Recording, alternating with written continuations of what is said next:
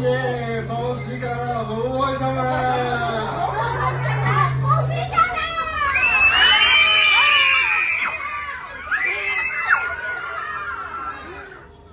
假有咩做啊？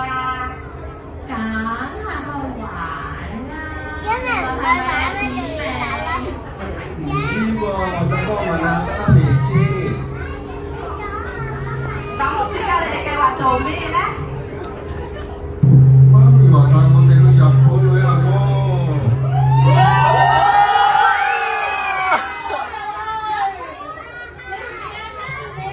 唔驚，天主會保守我哋㗎嘛。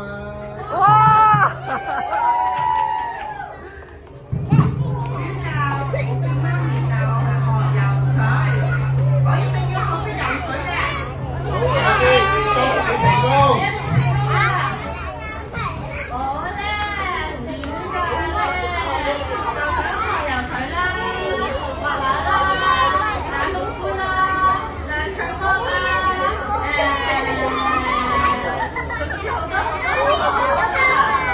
貪心。我真係好想學嘅。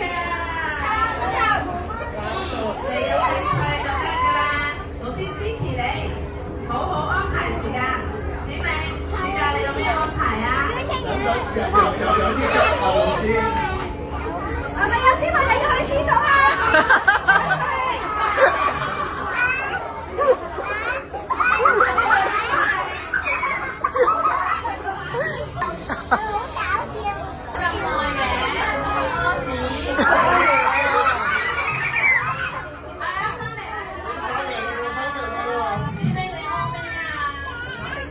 我小燕姐，我翻嚟啦！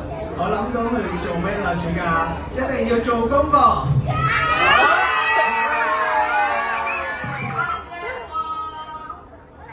咁梗係要做完功課先去玩啦！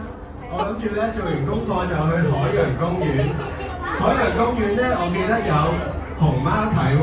熊貓佢哋有6隻叫咩名咧？你哋記唔記得啊？